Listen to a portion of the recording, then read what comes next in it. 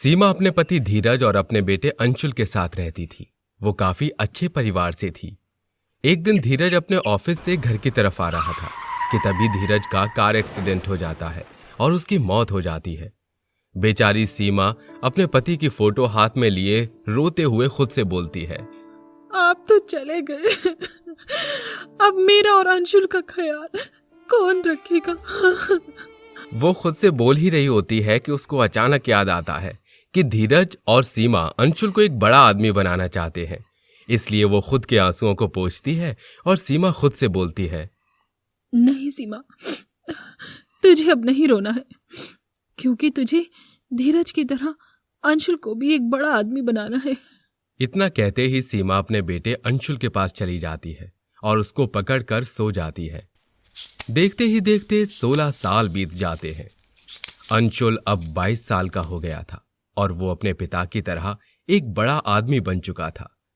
सीमा अंशुल की शादी करवाना चाहती थी कि तभी अंशुल अपनी माँ के पास एक सुंदर सी लड़की को लाता है और अपनी माँ से बोलता है, माँ, ये भारती है। मैं और भारती दोनों एक दूसरे से बहुत ज्यादा प्यार करते हैं। हम दोनों शादी करना चाहते हैं। अरे वाह बेटा, मैं तो तेरी शादी के लिए लड़की ढूंढ ही रही थी कि तूने मेरी बहू को मेरी आंखों के सामने लाकर खड़ा कर दिया। मेरी होने वाली बहू कितनी सुंदर है। भारती सीमा के पैर छूती है। सीमा उसको अपने पैर छूने नहीं देती और गले से लगा लेती है। कुछ दिन बाद सीमा अंशुल और भारती की शादी करवा देती है। सीमा अपनी बहू भारती से बहुत ही प्यार करती थी और देखते ही देखते 2 साल बीत जाते हैं। एक दिन सीमा अपनी बहू से बोलती है, बहू, मुझे चाय पिला दे। कहाँ है? सुबह के 10 बज गए, लेकिन तूने मुझे अभी तक चाय नहीं दी है। अरे माँ, आज उठने में थोड़ी देर हो गई है, मैं आपको अभी देती हूँ। सीमा को चाय देकर भारती वहां से चली जाती है।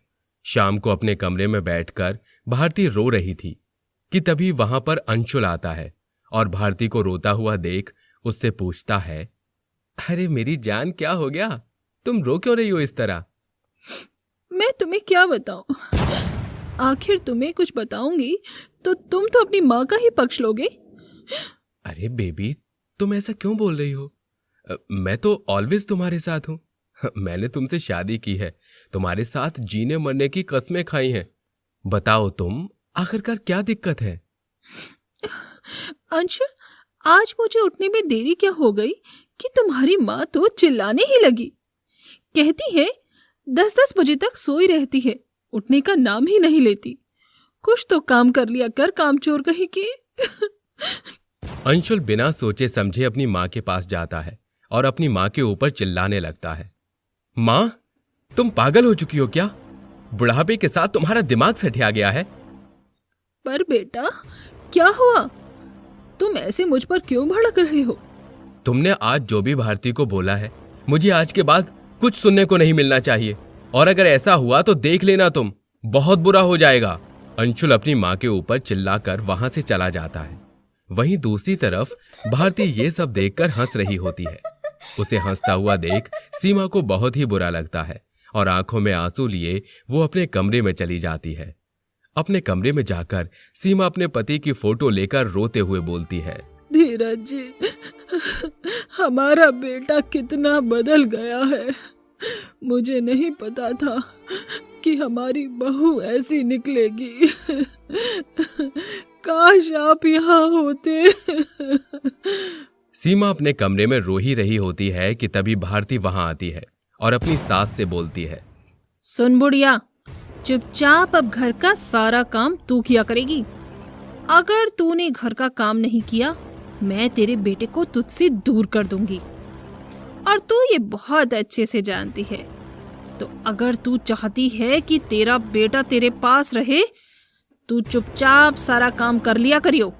इतना कहकर भारती वहां से चली जाती है और अब सीमा वैसा ही करती है जैसा भारती उससे करवाती थी। एक दिन सीमा की तबीयत खराब हो जाती है और वो घर का काम नहीं कर पाती। ये सब देखकर उसको बहुत ही गुस्सा आता है और शाम को जब अंशुल वापस आता है तब वो उससे बोलती है, अंशुल, मैं तुम्हारी माँ से बहुत परेशान हूँ। आज तो हद ही कर दी तुम्हारी माँ ने। मुझे सीढ़ियों से धक्का दे रही थी। अरे यार क्या करूं भारती, मैं भी तो परेशान हूं तुम दोनों से। एक तो ऑफिस में पूरा दिन थका रहता हूं, पर घर आकर तुम दोनों की चिक चिक बाजी सुनकर मैं बहुत परेशान हो चुका हूं। तुम ही बताओ उस बुढ़िया का क्या करूं। देखो अंशुल, मैं भी परेशान रहती हूँ तुम्हारी माँ की वजह से। मैं अपना काम नहीं कर पाती। एक काम करो, अपनी माँ को ऊपर पहुंचा दो। मतलब ये कि मैं माँ जी के खाने में नींद की दवाई मिला देती हूँ और हम रेल की पटरी पर माँ जी को छोड़ देंगे। ट्रेन के नीचे आकर कट के मर जाएंगी और लोगों को लगेगा बुढ़िया सठिया गई थी, और ऐसे हम पर कोई केस भी नहीं बनेगा। हाँ भारती, बोल तो तुम सही रही हो। इतना कहकर वो दोनों प्लान बना लेते हैं। भारती अपनी सास सीमा के खाने में नींद की गोलियां मिला देती है। जैसे ही वो खाना खाती है वैसे ही सीमा बेहोश हो जाती है।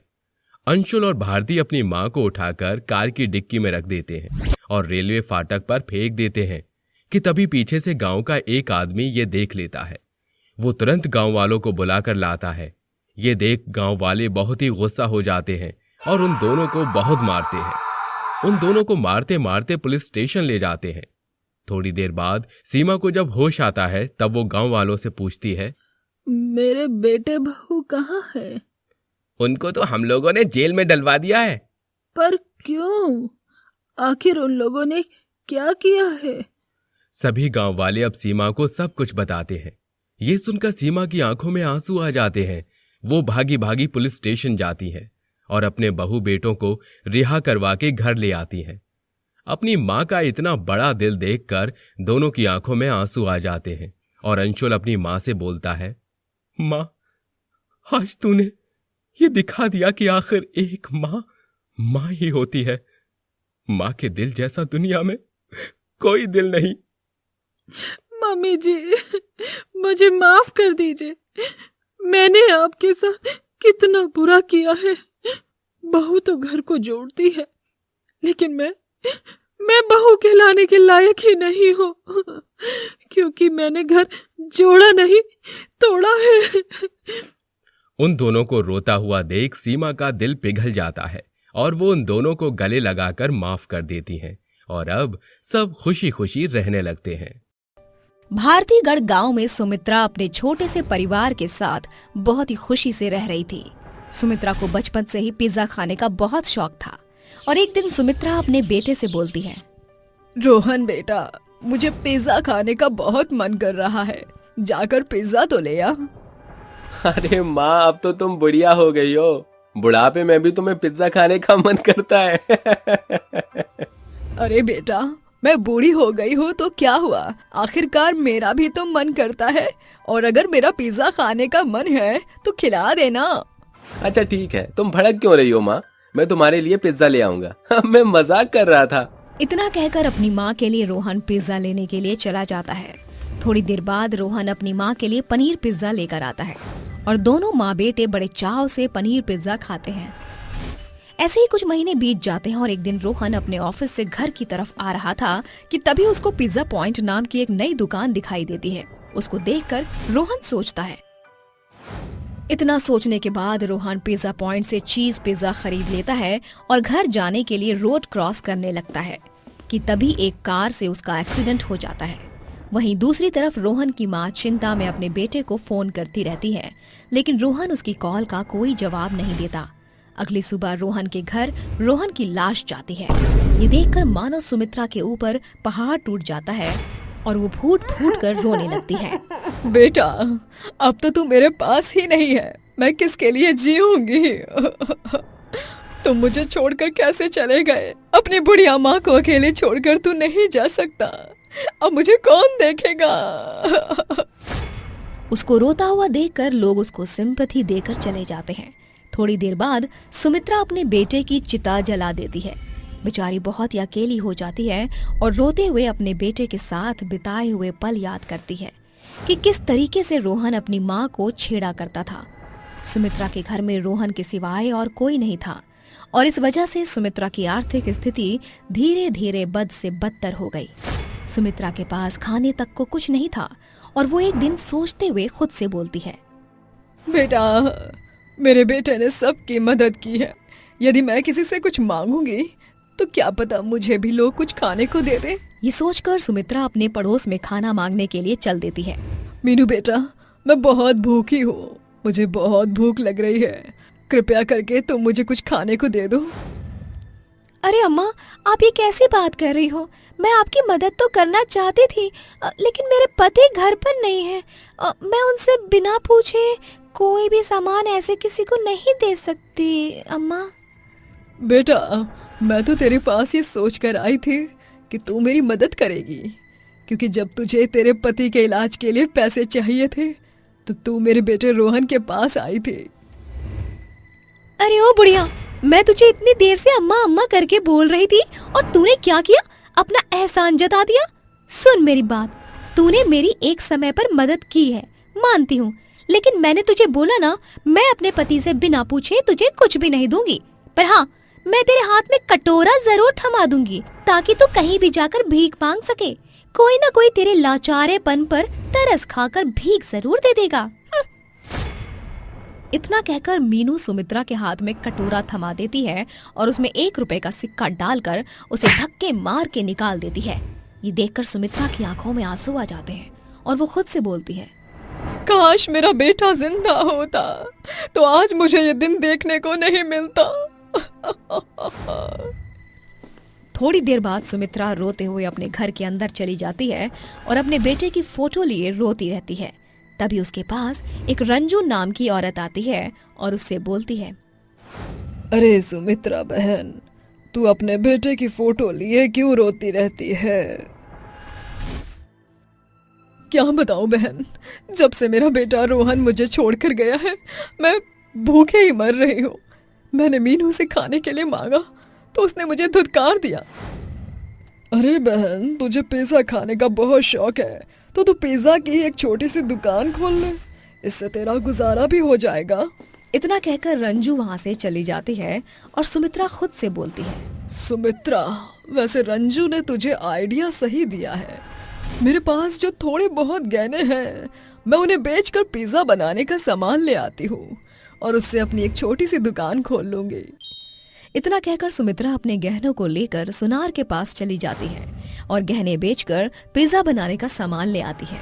जिसके बाद सुमित्रा अगली सुबह अपने घर के आगे एक रेहड़ी खड़ी कर लेती है और उसके ऊपर पिज्जा बना बना कर रख लेती है और उसके पिज्जा की बिक्री काफी होने लगती है। धीरे धीरे करके सुमित्रा अपनी पिज्जा रेहड़ी से एक बड़ी सी पिज्जा शॉप खोल लेती है। जिसके बाद वो देखते ही देखते बहुत अमीर हो जाती है। उसको किसी भी चीज की कमी नहीं थी। वो आए दिन किसी न किसी की मदद करती रहती। एक दिन उसके दुकान पर एक छोटा बच्चा आता है और रोते हुए बोलता है, अम्मा, मैं बहुत भूखा हूँ, मुझे कुछ खाने को दे दीजिए। वो बच्चा लगभग 5 साल का था और उसकी मासूमियत देखकर सुमित्रा को उसके ऊपर तरस आ जाता है और वो उसको बोलती है, बेटा, तुम्हारा नाम क्या है? तुम्हारे माता पिता कहाँ हैं? मैं अनुज हूँ और मैं अनाथ हूँ। मेरे माता पिता इस दुनिया में नहीं है। प्लीज मुझे कुछ खाने को दे दो, मैं 3 दिन से भूखा हूँ। उसकी ये बात सुनकर सुमित्रा की आंखों में आंसू आ जाते हैं और वो आंख में आंसू लिए बोलती है, बेटा, बेटा, तुम चिंता मत करो। तुमने अभी ये बोला ना कि तुम्हारे माता पिता नहीं है। आज से तुम्हारा ख्याल मैं रखूंगी, तुम चिंता मत करो। इतना कहकर सुमित्रा अनुज को गले लगा लेती है और उसको पेट भर के खाना खिलाती है। उसके बाद सुमित्रा उसको अपने साथ रखने लगती है और कुछ दिन बाद वो उसका एडमिशन स्कूल में करवा देती है और इस तरह सुमित्रा अनुज के साथ खुशी से रहने लगती है। श्यामपुर गांव में मीना अपने पति सुंदर के साथ रहती थी। वो काफी गरीब थे। सुंदर जंगल में जाकर लकड़ियां काटता था और बाजार में बेच देता था। जिस दिन उसकी बिक्री होती उस दिन उसके घर में चूल्हा जलता और जिस दिन उसकी बिक्री नहीं होती उस दिन चूल्हा नहीं जलता था। एक दिन सुंदर लकड़ी काटकर बाजार में बेचने जाता है, लेकिन उसकी लकड़ियां नहीं बिकती और बेचारा घर को खाली हाथ आ जाता है।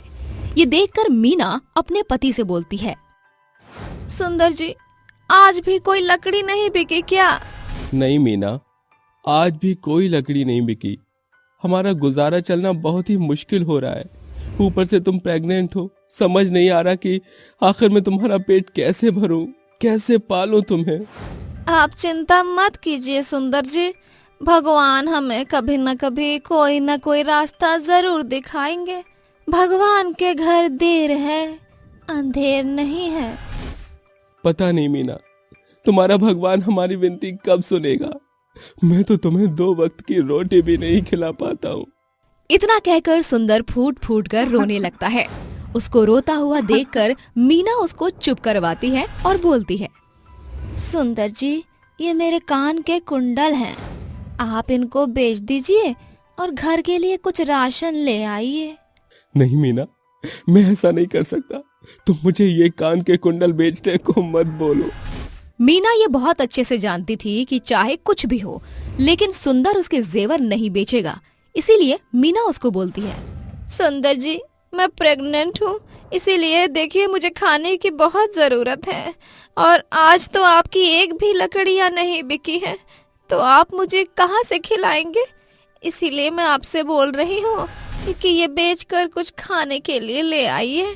उसकी ये बात सुनकर सुंदर ना चाहते हुए भी कान के कुंडल को ले जाता है और बाजार में बेच आता है। उससे जो भी पैसे मिलते हैं वो अपने घर के लिए राशन ले आता है। कुछ दिन ऐसे ही बीत जाते हैं और अब मीना को एक सुंदर सी लड़की होती है। उस लड़की का नाम अनन्या था। सुंदर ये सब देखकर बहुत ही खुश होता है और मीना से कहता है, देखो मीना, हमारे घर में लक्ष्मी आई है। क्या पता इसके आने से हमारी गरीबी दूर हो जाए। हाँ सुंदर जी, आप सही बोल रहे हैं। भगवान ने चाहा ना तो हमारी गरीबी बहुत जल्द दूर हो जाएगी। इतना कहकर वो दोनों सो जाते हैं और अगली सुबह सुंदर फिर से अपने काम के लिए निकल जाता है और आज भी हर रोज की तरह उसकी कमाई नहीं होती और बेचारा सुंदर खाली हाथ मुंह लटकाए घर पर आ जाता है। तो उसको देखकर मीना पूछती है, आज भी कोई लकड़ी नहीं बिकी ना? नहीं मीना। और उस रात भी मीना और सुंदर भूखे सो जाते हैं। ऐसे ही 1 साल गुजर जाते हैं, लेकिन उनकी गरीबी नहीं जा रही थी। मीना और सुंदर अब अपनी गरीबी से हार मान चुके थे और आपस में बात करते हैं। मीना, अब मैं अपने घर का पालन पोषण नहीं कर सकता। मैंने अब इस गरीबी के आगे घुटने टेक दिए। मुझसे अब और गरीबी बर्दाश्त नहीं हो पा रही। मुझे माफ कर दो, मैं मरने जा रहा हूँ। सुंदर जी, आप इतना बड़ा फैसला, इतना बड़ा कदम कैसे उठा सकते हैं? आपके पीछे 2 जिंदगियां और हैं। मैं जानता हूँ मीना, लेकिन मुझे माफ कर दो। मैं अब तुम दोनों को नहीं पाल सकता। सुंदर जी, आप ही मेरे साथ नहीं रहेंगे तो मैं आपके बिना जीकर क्या करूंगी? मुझे भी आपके साथ मरना है। ठीक है मीना, हम ऐसा करते हैं, अपनी अनन्या को ट्रेन की पटरी पर छोड़ देते हैं और हम दोनों यहाँ पर फांसी लगाकर मर जाएंगे। वो दोनों अपने मन में ठान लेते हैं कि अब उन्हें नहीं जीना और अपनी छोटी सी बच्ची को ट्रेन की पटरी पर छोड़ देते हैं और आंखों में आंसू लिए घर की तरफ जाने लगते हैं कि तभी कुछ गांव वाले ये नजारा देख लेते हैं। गांव वालों में से एक आदमी बोलता है, अरे भैया, देखो तो वो दोनों कैसे माँ बाप हैं, अपनी एक छोटी सी बच्ची को रेल की पटरी पर छोड़कर जा रहे हैं। वो आदमी बोल ही रहा होता है कि इतने में दूसरा आदमी बोलता है, अरे भैया, ई का उधर से तो ट्रेन आ रही है, अरे कोई बचाओ इस बच्चे को। दूसरा आदमी शोर मचा रहा होता है कि तभी तीसरा आदमी जाकर उस बच्चे को अपनी गोद में उठा लेता है और उस बच्चे को मरने से बचा लेता है। वो गांव वाले उसके माँ बाप का पीछा करते हुए उसके घर तक पहुंच जाते हैं, जहां वो सभी गांव वाले देखते हैं कि मीना और सुंदर भी फांसी लगाने के लिए जा रहे थे कि तभी एक गांव वाला उनके घर का दरवाजा तोड़ देता है और अंदर जाकर सुंदर और मीना का हाथ पकड़ के नीचे खींच लेता है और एक जोरदार थप्पड़ सुंदर को मारते हुए बोलता है, सुंदर भैया, तुम पागल हो गए हो क्या? तुम अपनी छोटी सी बच्ची को रेल की पटरी पर छोड़कर आ गई और यहाँ पर आकर तुम दोनों मियाँ बीबी फांसी लगाने चल दिए। कभी सोचा है तुम्हारी बच्ची का क्या होगा? आखिर तुम लोग अपनी को और खुद को क्यों मारना चाहते हो? हाँ भैया, बताओ, तुम ऐसा क्यों कर रहे हो? मैं अपने परिवार का पालन पोषण नहीं कर सकता। मैं अब गरीबी के सामने हार गया हूँ। न तो मैं खुद का पेट पाल सकता हूँ और न ही अपने बीवी बच्चों का। इससे तो अच्छा ये है कि मैं मर ही जाता हूँ। तुम लोगों ने मुझे क्यों बचाया? अरे सुंदर भैया, तुम्हारे मन में मरने का ख्याल कैसे आ सकता है? क्या तुम्हें पता नहीं अपनी जिम्मेदारियों से भागना और मर जाना एक कायरता है? और तुम तो एक कायर नहीं हो। अगर तुम्हें कोई परेशानी थी तो तुम हमसे बोलते, हम तुम्हारी परेशानियों को दूर करते, लेकिन तुमने ऐसा नहीं किया। एक मासूम बच्चे की भी जान ले रहे थे, इसलिए क्योंकि तुम कमा नहीं सकते। सुंदर गांव वालों का जवाब नहीं दे पाता और अपनी गर्दन नीचे झुका लेता है। वहीं दूसरी तरफ मीना अपनी बच्ची को गोद में उठा लेती है और रोती है। रोते हुए वो गांव वालों से बोलती है, गांव वाले भैया, हम बहुत गरीब हैं, हमारे पास कुछ भी नहीं है, कृपया करके हमारी मदद करो। गांव वाले ये सब देखकर बहुत ही उदास हो जाते हैं और सभी गांव वाले थोड़े थोड़े पैसे मिलाकर उन लोगों के लिए एक परचून की दुकान खोल देते हैं। ये देखकर सुंदर की आंखों में आंसू आ जाते हैं और वो अपनी पत्नी मीना से बोलता है, देखो मीना, आज भी इस मतलबी दुनिया में कुछ लोग ऐसे हैं जिनके पास दिल है। हाँ सुंदर जी, आप बिल्कुल सही बोल रहे हैं। इन लोगों के बीच में हमें भगवान मिले हैं। जिसके बाद सुंदर उस परचून की दुकान से अपने घर का गुजारा करने लगा और अब अपनी बीवी बच्चे के साथ खुशी से रहने लगा।